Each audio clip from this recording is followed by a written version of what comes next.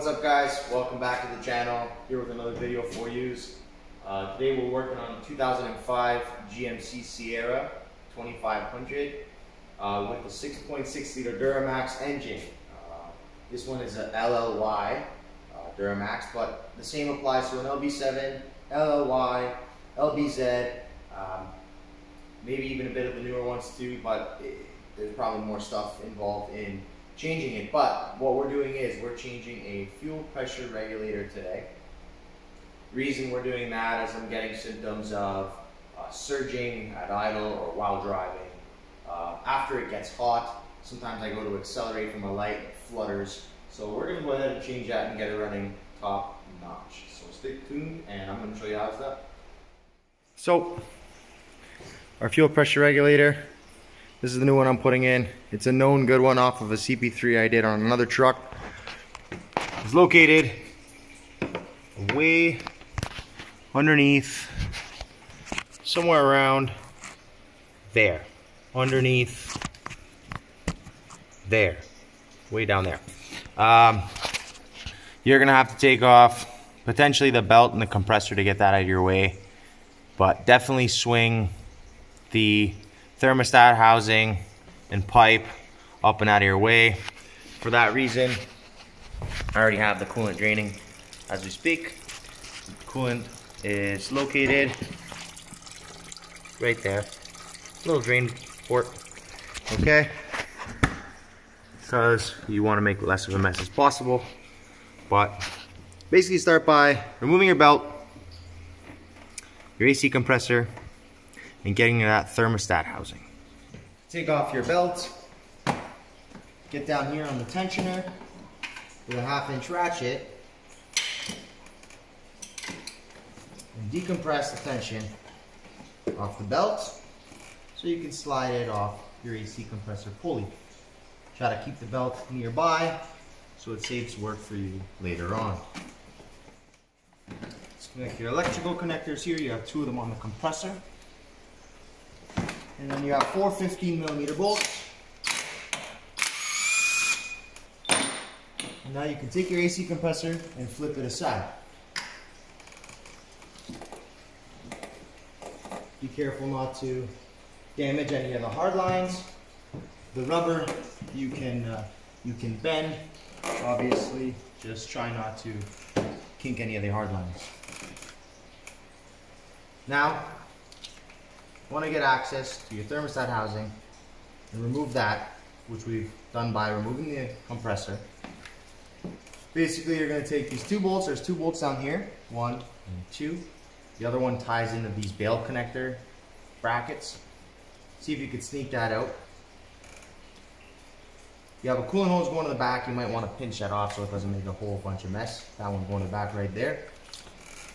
And then you have 1, 2, 3, 4 bolts holding the top of the housing on the bottom of the housing. Now you're going to most likely have your thermostats come out with it. Now is a good time to change your thermostats if you haven't done so in a little while. Me, I've done them recently, so we're going to leave them as is. This back bolt here can be a bit of a pain, but if you have a ratchet wrench or just a wrench at all, and your truck is pretty clean, you can crack it with a wrench from underneath and spin it loose with your fingers. Now it's time to pinch off this coolant hose here and disconnect your clamp. You probably have a spring clamp, or if you're like me, you've changed it with a good quality gear clamp. Next, go ahead and remove this bracket.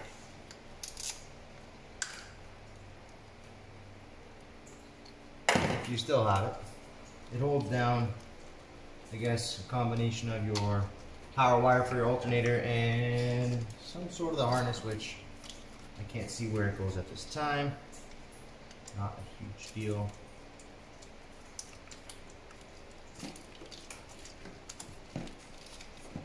And then get access to your 4 bolts. Those are also 12mm. Everything's actually been at 12mm.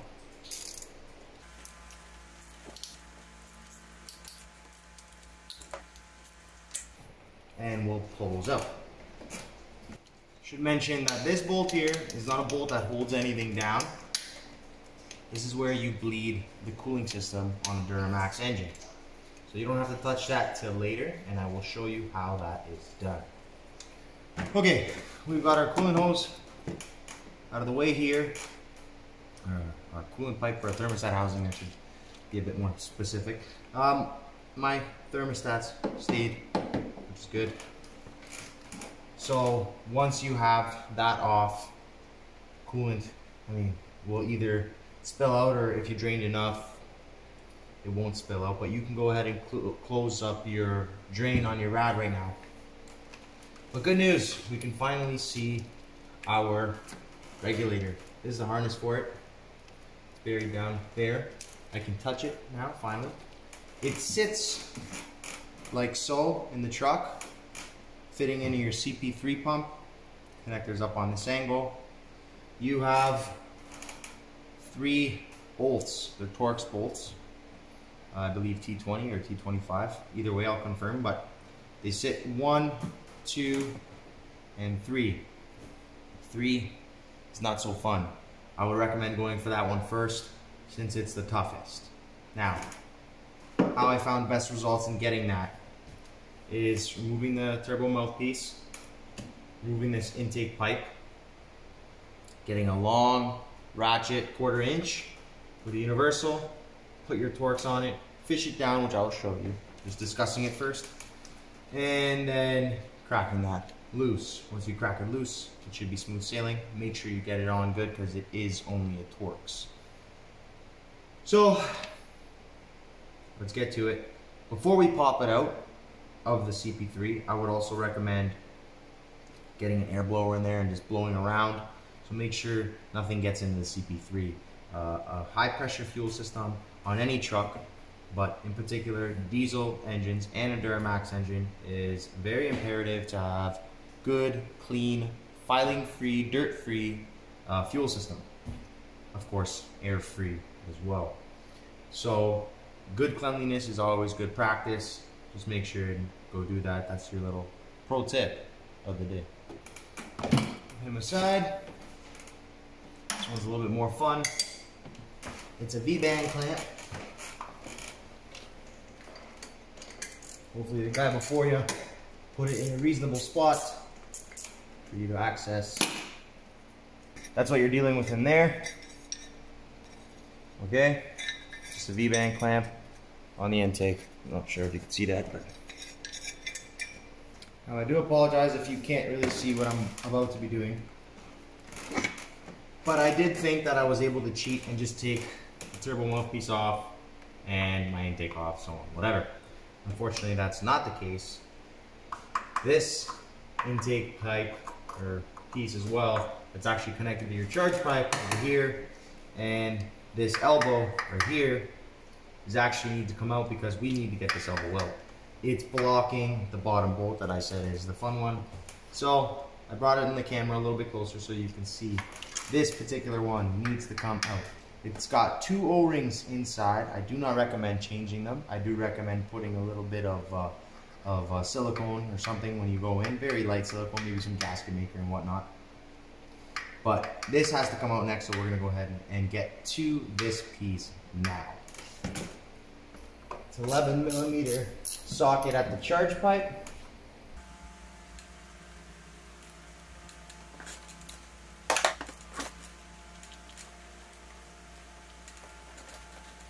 Go ahead and pull that off the side. Next, take your little zip tie or whatever you have fastening your harness piece on this off. So you can slip this off with 1, 2, 3, 4, 5, 6 bolts. I do believe they might be 12mm, but I do believe that I also could be wrong. Nope, they're 12mm.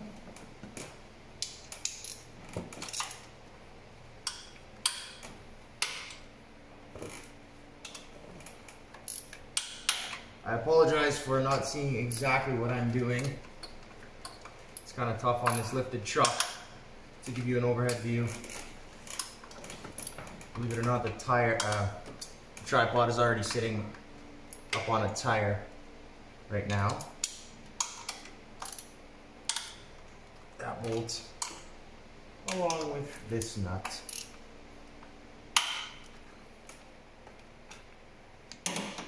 And remove all of them.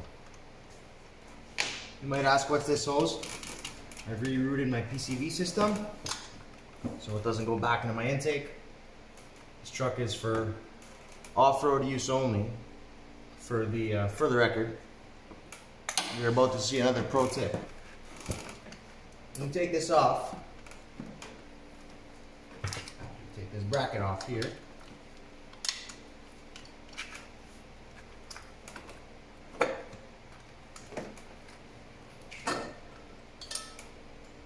This is your ports for your EGR. Okay? What I have done, because I do not like my EGR, is I've made plates to block it from this side, and I've unplugged it.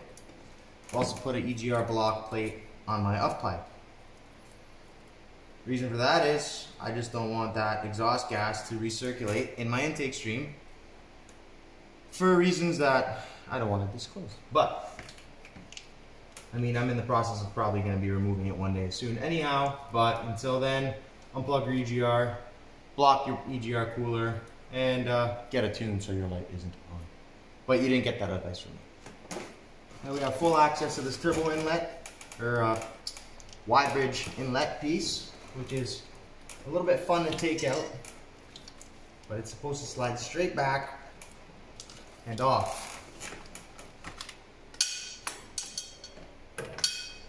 It's only aluminum, so however you're prying, whatever you're doing, you need to be careful or you're gonna have a bad day.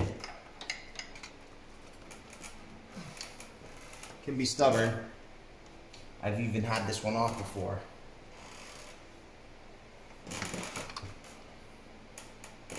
But get a small flathead screwdriver and gently pry that off. Got this stubborn one out. There's the two O-rings. Obviously a bit of gunk, but nothing nearly as bad as what it usually is when you have all your lovely emissions components connected. Now, I haven't seen a Duramax that hasn't had a mouse nest in the valley of the engine. If I was a mouse, I would definitely be living there. So get a vacuum, now's a good time, just pull some of that stuff out. Last thing you need is a fire on your hands, and you usually don't have access to these type of things. So here's our infamous fuel pressure regulator. That's the connector on the front that you see, and then there are 3 bolts. We have full access, we can get that now. So let's go ahead and get those 3 bolts on out of here. Okay, so I got my T25 Torx on my 1/4 inch ratchet. I've gone ahead and cleaned the head of the bolts with a pick, so you get a good seat with your socket. Make sure you get in there. And number 1 is make sure that socket gets in all the way.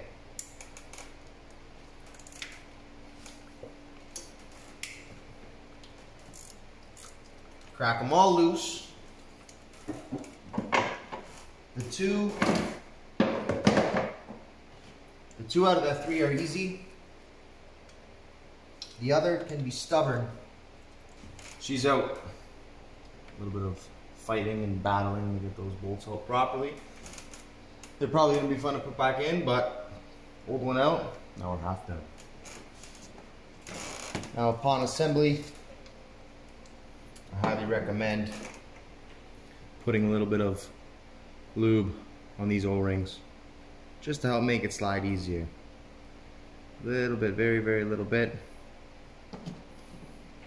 And just move her around with your finger to help it slide on and together. Put her in. Listen for it to make sure it goes all the way in. Of course, make sure that the surfaces between the flange and the back of the CP3 are making good contact. Go ahead and put in the top bolt. I find that top bolt is easiest to get to. So start with that one so it can hold it in place. Bring that bolt all the way down. Don't tighten it, but just so it's nicely right up against it. Second bolt, I'm going to recommend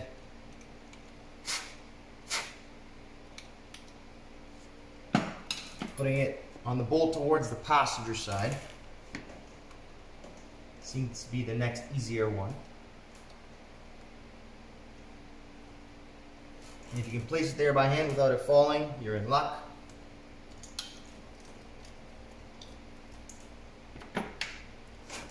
I'm going to use a universal and a 1/4 inch extension with my torque socket. T25 torque socket, by the way. Alright, now that you got those in and tightened, which by the way, don't tighten them too much because the torque is light on them. It's a fine grade thin bolt. And obviously there's no real load on it, so don't overdo it. Get a rag, wipe up this area here if anything fell in. Get your intake piece right before the Y bridge. Lube it up. Make your life easier going back in.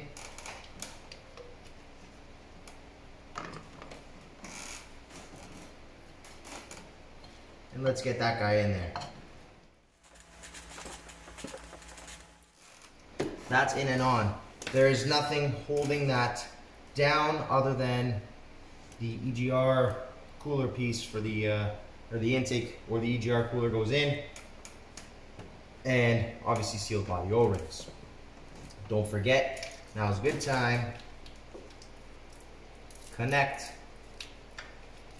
your fuel pressure regulator on that, which I'm actually going to throw a little bit of grease on this too. This is dielectric grease as well. So this stuff is great. I use it on everything. I put that shit on everything. Okay. That's on. You heard it click. Routed correctly. Now, let's put our piece back on.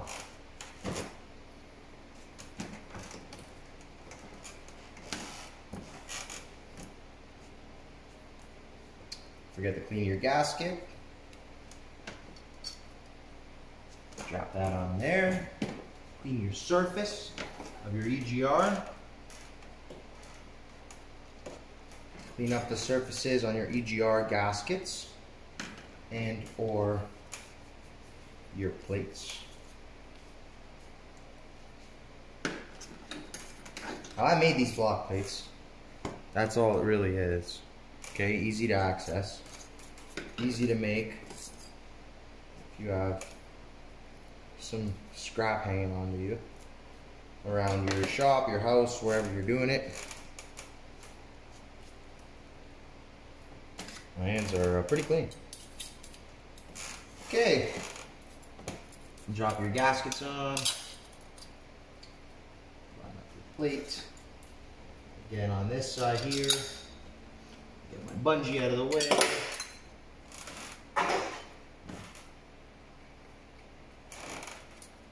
Root my PCV rerouting. Clean up our surface here. And we drop her on. You want to start it on your turbo or your intake inlet first. And then drop it on the studs from the top. Then line up your intercooler piping and make sure everything is seated properly and that no gaskets had shifted. Now remember, this guy rotates in the housing of the Y bridge, so if it's off a bit, you're able to move it. Don't forget, there's a bracket on this stud here. Begin throwing your hardware back on. Grab your 12 mil and your 3/8 ratchet. Start by tightening it up, seating everything at the same time, sort of thing. And I personally like to do the first tightening on the inlet to the Y bridge to ensure you're not sitting funky on those O-rings, because that's important to be happy down there. Tighten up your 4 mounting bolts on the top of the EGR, and lastly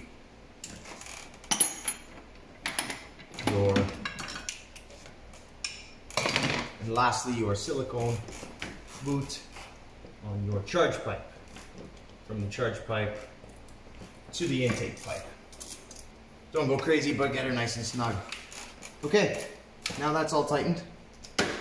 Before we begin to button this side up over here with the thermostat housing and upper rad hose / pipe combo. All right, now it's time to put our turbo inlet back on. We're running the SMB turbo mouthpiece. Definitely flows better over the stock LLY unit. So we're gonna go ahead and run that. But we're gonna install it right now. I find better luck putting the V-band on this half, sliding it on, and then obviously saddling both ends. It's kind of a fun one, but once you do them a couple times and realize the tricks, it's not so bad. Get our 8mm ready so we can tighten it once we get her in position. Before you go ahead and crank that, put it on there, but you can still have it so it moves. Then get your intake, put that guy on now. The reason I say don't tighten up that turbo mouthpiece yet, because perhaps it's happier sitting at a particular angle, and you won't know until you put your intake on. So now that your intake's on, go ahead and finish the tightening on the turbo mouthpiece. Don't overkill it, because those V-bands are not cheap to replace.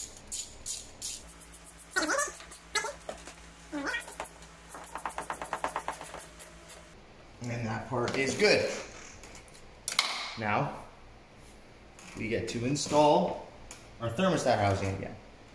I've gone ahead and changed these thermostats in the past, quite recently, so my gaskets are still healthy, the thermostats are still doing their job. So we're really not that concerned with putting them in, but now would also be a good time. Before you go ahead and bolt anything on, try to blow out the coolant in the threads so you don't hydro lock the bolt hole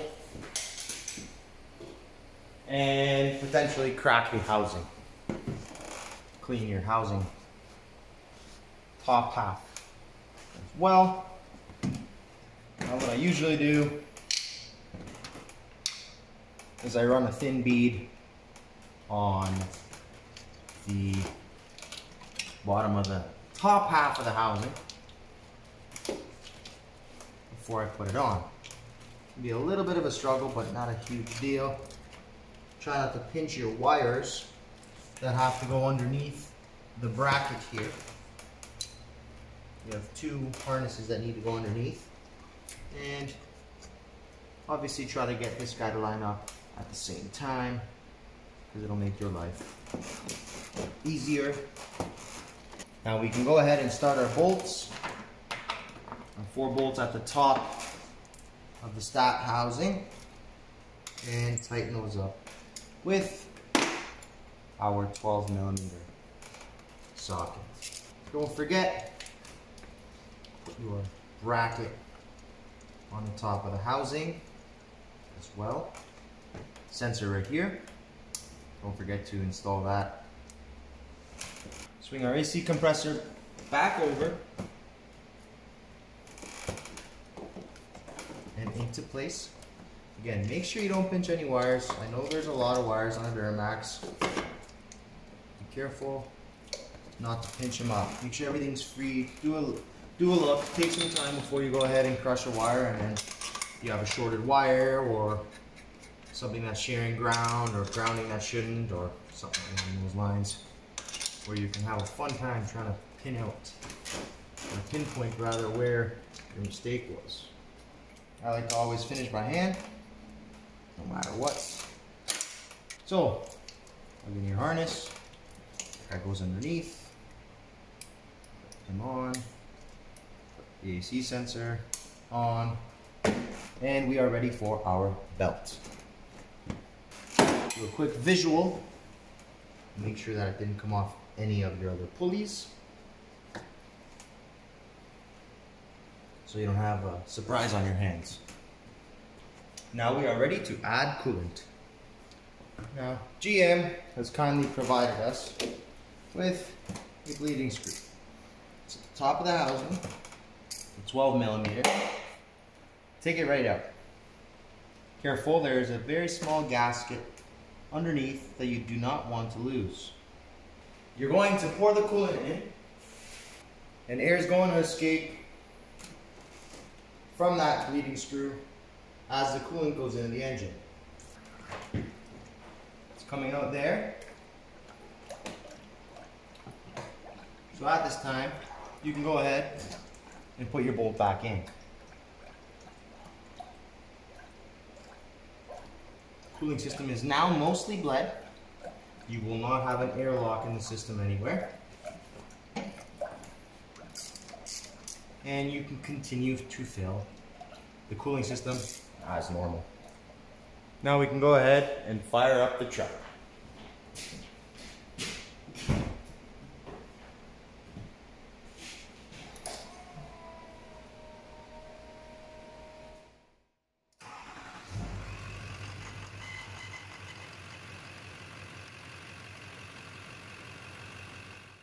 Alright you guys, well that wraps up a video of changing a fuel pressure regulator on our 2005 Duramax.